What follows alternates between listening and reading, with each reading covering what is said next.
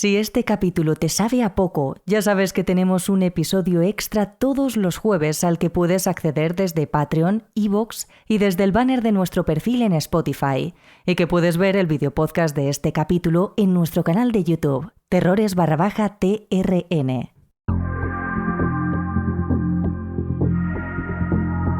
¿Qué pensaríais si os dijéramos que hace menos de 30 años un grupo de científicos y de expertos en el campo de lo paranormal encontraron pruebas prácticamente irrefutables de que existe la vida después de la muerte?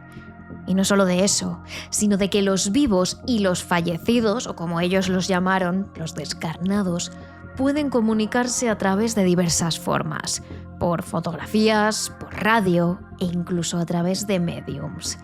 Entre el año 1993 y el 1998, un grupo de médiums, investigadores paranormales y científicos, incluyendo a 15 de la NASA, además de expertos y observadores independientes, llevaron a cabo miles de experimentos para saber si realmente existe la vida después de la muerte en 5 países distintos.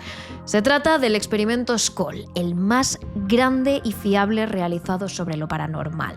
Lo que allí sucedió es literalmente increíble. Científicos completamente escépticos acudieron a sesiones de espiritismo en las que observaron fenómenos extraños como luces o apariciones, sintieron cómo manos les tocaban y vieron aparecer ante ellos periódicos originales del año 1945. Todo cuando antes de cada sesión habían comprobado la sala, registrado a los presentes, puesto cámaras de visión nocturna y tomado todas las precauciones para evitar el fraude. Pero lo más impactante es que todos estos fenómenos y muchos otros quedaron registrados en audios, vídeos e imágenes que os vamos a mostrar en el capítulo de hoy de Terrores Nocturnos. Quizá lo más impactante es que en cada sesión se dejaba el carrete de una cámara, previamente seleccionado por un científico imparcial, en su plástico y guardado en una caja.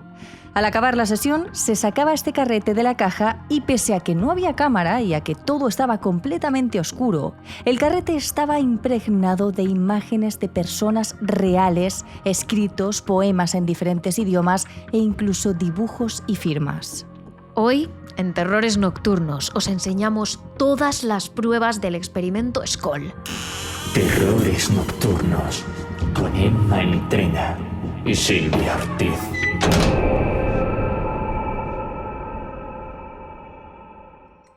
Estamos en los años 90, en un pueblo al norte de Londres llamado SCOL. Allí reside el matrimonio de médiums formado por Diana y Alan Bennett.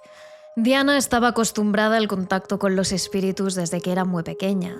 Cuando era apenas una niña, veía cómo decenas de fantasmas pasaban ante ella una y otra vez. En un principio para ella era tan natural que llegó a pensar que las personas a quienes veía estaban vivas. No fue hasta que se hizo un poco más mayor cuando se dio cuenta de que ella era la única que podía ver a esas personas porque ya no estaban en ese mundo. El caso de Alan fue diferente. No era un medium tan, digamos, natural como Diana. Él tuvo que esperar a ser más mayor para ver espíritus y solo ha sido capaz de contactar con los que se ha querido mostrar ante él voluntariamente. Sin embargo, al final, ese don acabó por unirles. Fue eso mismo lo que les conectó con los investigadores paranormales Robin y Sandra Foy. Realmente Sandra era una ama de casa y Robin era un expiloto de las Fuerzas Aéreas Británicas que desde que sufrió un encuentro paranormal no pudo parar de interesarse por lo misterioso. Los Foy habían acudido a decenas de cursos, charlas e investigaciones paranormales, y los Bennett llevaban toda la vida en contacto con el más allá. Pero los 4 estaban de acuerdo en algo. Estaban cansados de las estafas. Esos casos de casas encantadas que resultaban ser montajes, esa imagen falsa que se daba de los fantasmas en televisión. Ellos querían hacer algo diferente, algo que demostrase con pruebas científicas que había vida más allá de la muerte. Para ello, los 4 fundaron en 1993 el grupo experimental SCOL, en honor a la ciudad en la que realizarían los estudios. Desde ese momento y durante los siguientes 5 años se reunirían 2 veces por semana en el sótano de los Bennett para realizar sesiones de espiritismo que pudieran registrarse mediante cámaras, fotos, vídeos y grabadoras en las que poder realizar todo tipo de experimentos. Y lo que sucedió en ese sótano es literalmente lo más paranormal que se haya contado nunca. Así lo explica Robin Foy. Lo que pasó aquí durante el experimento Skoll fue algo dramático, pero hicimos un esfuerzo muy exitoso que probó de forma concluyente para nosotros que la vida continúa después de que todos nosotros muramos. Durante esos 5 años se reunieron de la misma manera. Los 4 quedaban en el sótano de los Bennett, ponían 4 sillas alrededor de una mesa, apagaban completamente las luces y esperaban a que algo se manifestase. Además, dejaban una cámara de fotos encima de la mesa. Simplemente la dejaban ahí por si acaso. Ellos buscaban concretamente lo que se llama una mediumidad de efectos físicos, es decir, que el contacto con el más allá produzca algo físico, palpable, luces que se puedan ver, objetos que se caigan, aportes. Así lo explica Sandra Foy. La mediumidad física es completamente diferente de la mental, porque todo el mundo está presente cuando pasa, todo el mundo es testigo de lo que pasa. Si una voz sale de la nada, todo el mundo puede escucharla y conversar con la voz. Si el espíritu de una persona se manifiesta, todo el mundo puede verlo. Sin embargo, durante su primer año de investigación no pasó nada palpable. Sí, había espíritus que se manifestaban a través de las voces de Alan y Diana. Pero eso era todo. Los mediums se quedaban en trance, cambiaban completamente su voz y contaban las historias de las vidas de aquellos que ocupaban su cuerpo.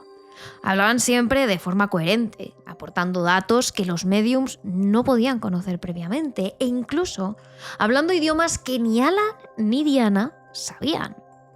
De hecho, hubo algunos espíritus que se manifestaron no solo una vez, sino varias, y que parecieron entender que el grupo estaba tratando de experimentar. A estos, los experimentadores les llamaron cariñosamente el equipo espiritual. Pero allí no había nada demostrable empíricamente, hasta que un año después, en 1994, algo pasó. La cámara analógica que, como de costumbre, habían dejado encima de la mesa, comenzó a levitar ante sus ojos. No solo por encima de la mesa, sino también alrededor de ellos. Apenas podían ver nada porque estaban en la más completa oscuridad, pero sí que podían escuchar ese clic tan característico que hacían las cámaras al tomar una foto, cada vez que el aparato pasaba cerca de sus cabezas. Ellos mismos lo explicaron así. Estábamos en la más completa oscuridad, así que en realidad no debería haber aparecido nada en la película. Pero cuando la revelamos había fotografías increíbles. Fotos de San Pablo durante la guerra, un bus que fue estallado en el Blitz, cosas muy sorprendentes. Nunca nos explicamos por qué conseguimos estas fotos en particular. Había series que parecían representar burbujas y otras cosas mezcladas con caras parciales, etc. Lo que nos dijeron es que lo que veíamos eran áreas de comunicación con el mundo de los espíritus. Pero sin duda, lo más impactante llegó después, cuando los 4 revisaron el carrete. Lo cierto es que el sótano estaba en la más completa oscuridad, contra ventanas cerradas, luces apagadas, ni una vela. Ninguna cámara de la época debería haber sacado fotos de nada en ese momento. Pero en ese carrete sí que había imágenes. Y no eran imágenes de ellos mismos. Eran muchísimo más impactantes. En ese carrete había todo tipo de imágenes. Luces extrañas, burbujas y lo más increíble. Había fotos de lugares como la aguja de la Catedral de Notre Dame o una imagen de la Catedral de San Pedro durante la Segunda Guerra Mundial. ¿Cómo era posible que esas fotos hubieran aparecido en ese carrete? Era imposible. Pero había mucho más. Allí, entre el carrete, había diferentes caras, algunas más claras, otras más difusas, pero en todas ellas se podían distinguir rostros de personas fallecidas. ¿Cómo sabían que eran de personas fallecidas? Bueno, hubo una foto en especial que lo confirmó. En una de sus sesiones de espiritismo, un hombre que había pasado al otro mundo se puso en contacto con los médiums Diana y Alan Bennett. Su nombre era Kingsley Fairbridge y según les contó, una de las imágenes que había aparecido en su cámara era precisamente un retrato suyo que había mandado hacer antes de fallecer en 1924. Pero el grupo experimental Skoll no podía fiarse simplemente de la palabra de un espíritu, ¿no? Así que entre todos averiguaron un poco más. Se dieron cuenta de que Fairbridge había sido un hombre bastante conocido en la época, pues había creado la Fairbridge Society, una organización supuestamente sin ánimo de lucro para que los niños británicos menos afortunados pudieran estudiar fuera de su país en una red de colegios. De hecho, a día de hoy, esta organización sigue existiendo, aunque han pesado varios escándalos de abusos sexuales sobre ella. El caso es que con esta información no fue muy difícil para los experimentadores dar con una de las hijas de Kingsley para confirmar la información. En cuanto le enseñaron la foto, la mujer reconoció en ella a su padre, pero no solo eso, sino que les enseñó la foto original que se correspondía con el retrato que ellos mismos le estaban mostrando. Aquello era la confirmación que necesitaban. Estaban seguros de que las caras que habían aparecido en su carrete de fotos eran de personas fallecidas.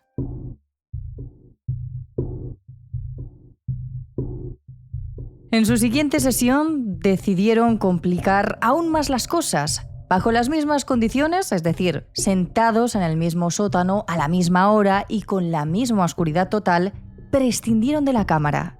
Simplemente cogieron un carrete de fotos sellado en un plástico original y lo dejaron sobre la mesa durante la sesión.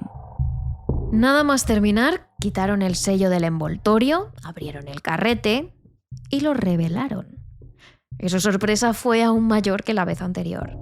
Aunque no había habido ya ninguna cámara, en el carrete sí aparecieron imágenes. Y ya no solo había burbujas, imágenes o fenómenos lumínicos, sino también textos que parecían escritos a mano con caligrafía.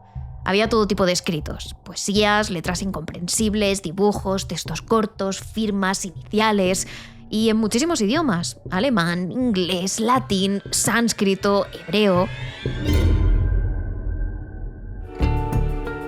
Para el año 1995, en el sótano de Skoll se habían vivido todo tipo de eventos paranormales. Aportes, fenómenos lumínicos, comunicación con el más allá, fotos fantasma. Habían sucedido tantísimas cosas inexplicables por las leyes físicas que ellos mismos eran conscientes de que si se lo contaban al mundo, nadie les creería. Así que tomaron una decisión: involucrar a un grupo de científicos independientes que les ayudara a llevar a cabo sus experimentos de la forma más exacta posible y que probara que ellos no eran ningunos farsantes.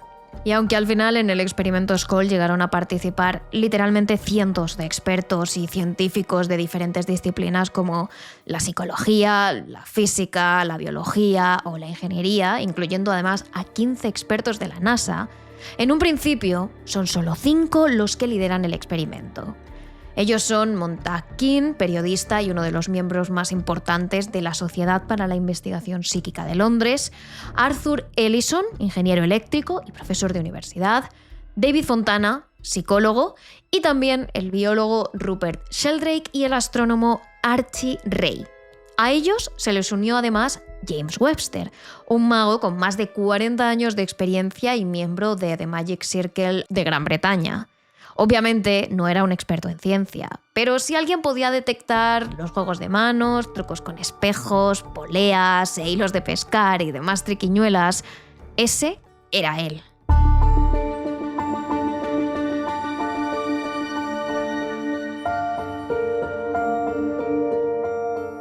Y después de ver todas las pruebas que el grupo experimental de Skoll les mostró, ni siquiera King, que formaba parte de la Sociedad para la Investigación Psíquica y creía en lo paranormal, tenía demasiada fe en ellos.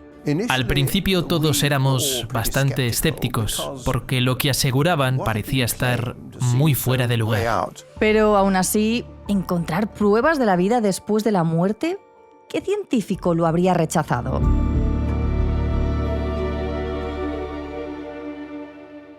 Desde ese momento, los científicos participaron en todos y cada uno de los experimentos. Y, por supuesto, tomaron controles. Antes de realizar cada sesión de espiritismo, revisaron el sótano. Allí solo había 4 sillas y una mesa. No había cables, elementos electrónicos, imanes, poleas, nada que pudiera servir para fingir un evento paranormal. Allí había una sola entrada y antes de empezar cacheaban a todos y cada uno de los miembros que entraban. Como las sesiones se realizaban en la más completa oscuridad, se puso tanto a los Bennett como a los Foy pulseras fluorescentes que brillasen en la oscuridad para ver dónde estaban sus manos en todo momento. Y además se colocaron cámaras de infrarrojos para que se pudiera registrar todo lo que pasaba durante la sesión, para que todo quedase absolutamente grabado. Y pese a todos y cada uno de los controles que se tomaron, los eventos paranormales siguieron sucediendo. Es más, los científicos que acudían a cada sesión fueron testigos de algunos de ellos. David Fontana lo cuenta en el documental Afterlife. Vimos luces de colores, materializaciones, escuchamos voces de forma directa que eran de un espíritu hablando desde la nada. Fuimos tocados por los espíritus. Así que un amplio abanico de fenómenos que 3 investigadores experimentados, como somos nosotros, no podemos confundir.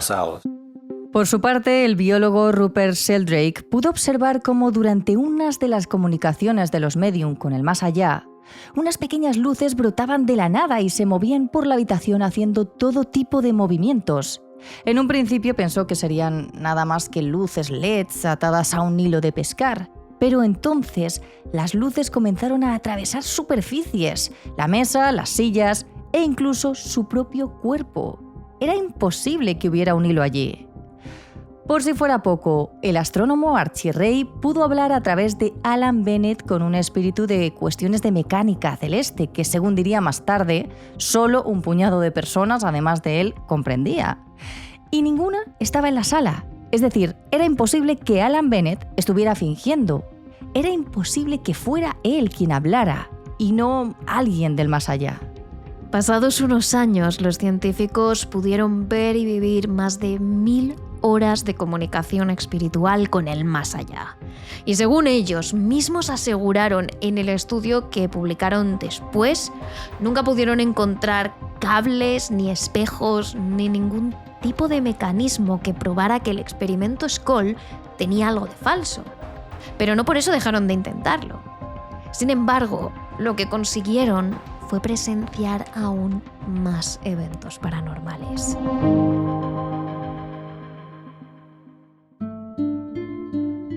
Uno de los eventos más curiosos que sucedió durante el experimento Skoll, cuando ya un buen grupo de científicos se había unido para observar, fue el caso de la señora Helen Duncan. Helen era uno de esos espíritus de los que los Bennett decían cariñosamente que formaban parte del equipo espiritual, ya que se comunicaba con ellos muy a menudo. En una de esas sesiones, Helen les contó algo sobre ella, algo que explicaba por qué estaba tan empeñada en contactar con ellos y en ayudar en su experimento para que lo demostrasen, que lo paranormal era real. Helen les explicó que había muerto en el año 1944. ¿Cómo? Había sido ejecutada por practicar la brujería, más concretamente, la mediumnidad. Es decir, Helen había muerto por hacer lo que los Bennett estaban haciendo en ese mismo momento y sentía que si les ayudaba a demostrar que lo paranormal existía, todo el mundo se daría cuenta de que su condena había sido injusta. Mientras el fantasma hablaba con una voz penetrante e imponente a través de la boca de Diana Bennett, sucedió algo inesperado. Un periódico cayó sobre la mesa ante la que estaban todos los presentes. Había salido de la nada, se había materializado en el aire y ante sus propios ojos. Al examinar el periódico, todos los allí presentes se quedaron sin palabras. Era el Daily Mail del 27 de mayo de 1944. En él había noticias sobre la guerra, el avance soviético sobre Europa y destacada en portada se encontraba la foto de una mujer junto al titular: Caso de brujería, medium es hallada culpable. Una noticia en la que se explicaba precisamente el caso de Helen Duncan, que había sido condenada junto a otras 3 personas por practicar la mediumnidad.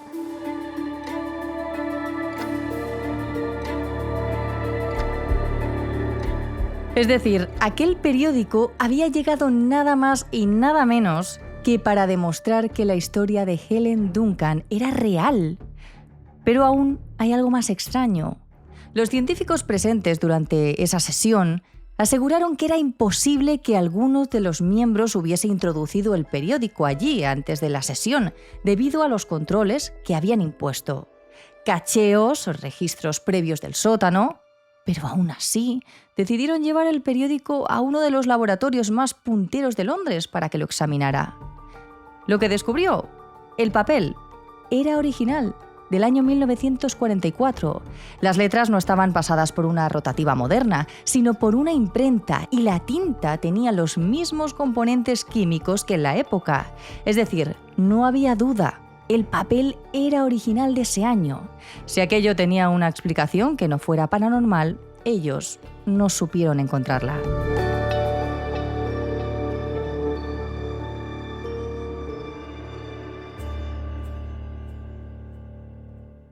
A partir de ese momento complican aún más los experimentos.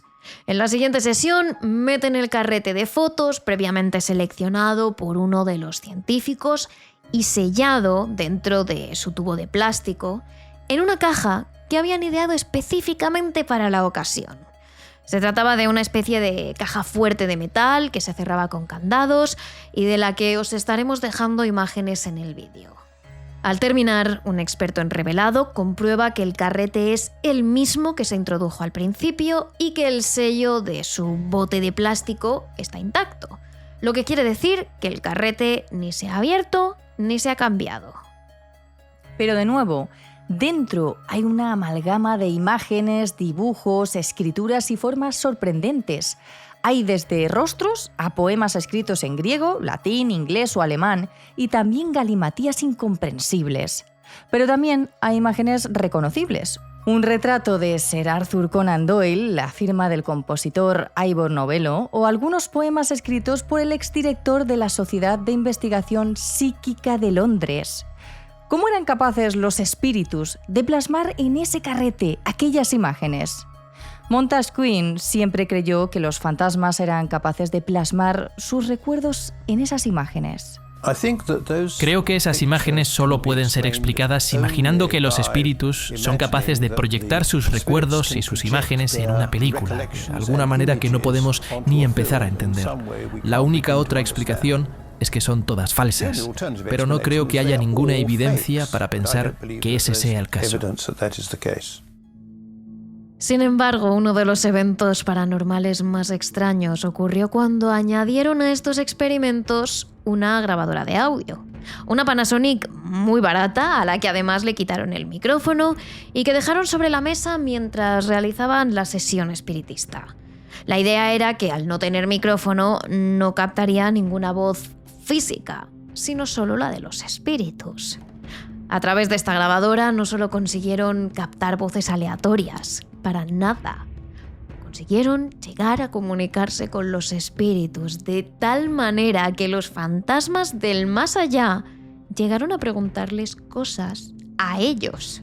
Lo que os ponemos a continuación es precisamente la grabación original de una de esas sesiones en que los espíritus preguntan: ¿es este el grupo experimental Skoll? Los allí presentes contestan que sí, entre evidente alegría, y el espíritu añade: ¿están probando el equipamiento de audio? Y tras sus risas responde: este es un momento histórico.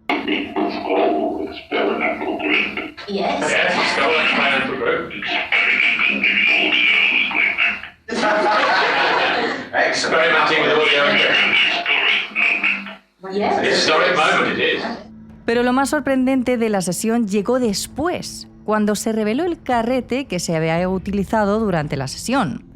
En él se podía ver perfectamente una especie de diagrama dibujado a mano en el que había unas instrucciones sobre cómo mejorar la grabadora y junto a este esquema, una firma. Y no era cualquier firma. Se trataban de unas iniciales que el ingeniero eléctrico del grupo reconoció nada más verlas. Él fue quien enseñó al grupo la firma del inventor Thomas Edison. Y esta, como os estaremos mostrando en el vídeo, coincidían a la perfección. Y casualmente Edison no solo había sido un inventor y un científico, sino que había tenido tal interés en la muerte que en su época se vio inmerso en un escándalo por tratar de construir una máquina para hablar con el más allá. ¿Significaría eso que el propio Thomas Edison les estaba mandando desde el más allá las instrucciones para que crearan su propia máquina para comunicarse con los muertos?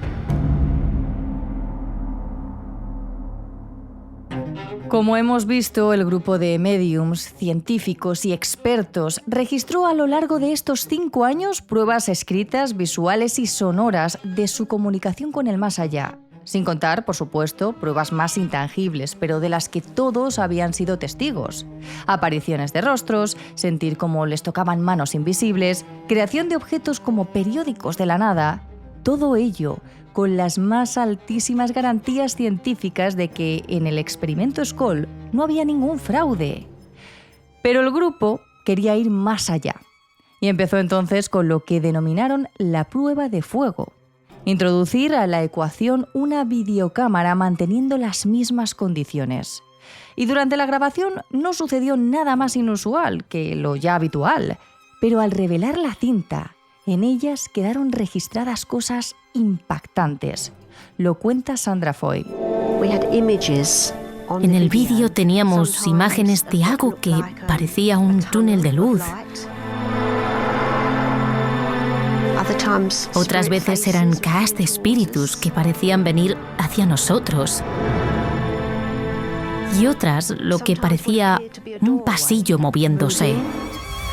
¿Pudo ser esto producto de alguna manipulación o de alguna anomalía? Bueno, los expertos y científicos en vídeo implicados en el experimento y algunos otros independientes a los que se consultó no encontraron nada de esto.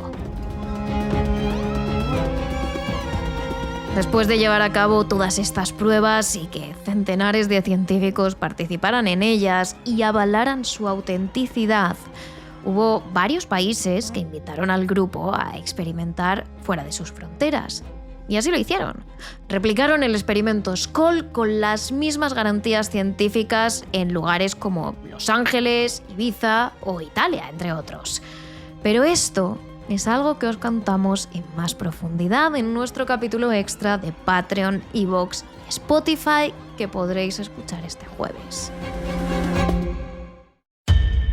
Pero después de todo esto, ¿qué pasó con el grupo experimental Skoll? Como os contábamos al principio, se publicó un estudio sobre el caso que incluía las grabaciones, las fotos y escritos recogidos en las sesiones espiritistas, y también diversos científicos que participaron en el experimento, publicaron sus propios libros y participaron en una pequeña cantidad de documentales sobre el caso. Lo cierto es que, a día de hoy, nadie ha sido capaz de desmontar todas y cada una de las pruebas aportadas por el experimento Skoll sobre la existencia de la vida después de la muerte. Los eventos paranormales tenían decenas de testigos, algunos de ellos científicos independientes. Se comprobó que no hubiera nada manipulado, juegos de manos, espejos o poleas. Todo parecía auténtico y así lo avalaban los expertos. Por supuesto, a día de hoy sigue habiendo personas que piensan que todo esto no es más que un fraude a gran escala en el que más de 300 personas, además de otros cientos de testigos, se confabularon para engañar a la gente. Ni siquiera hay un motivo económico detrás, ya que estas personas publicaron sus estudios de forma abierta. Pero como siempre, nosotras solo os contamos los datos y vosotros elegís en qué creer. ¿Qué os parece más difícil? ¿Que exista el más allá? ¿O que más de 300 personas, incluyendo reputados científicos, se confabulen y conspiren para engañar a toda la población? Y si tenéis más ganas de Terrores Nocturnos, ya sabéis dónde encontrarnos en nuestras redes sociales. Somos terroresnocturnos.trn en Instagram, Threads y TikTok, terrores_TRN en X y en Twitch y Terrores Nocturnos en Facebook y en nuestro canal de YouTube.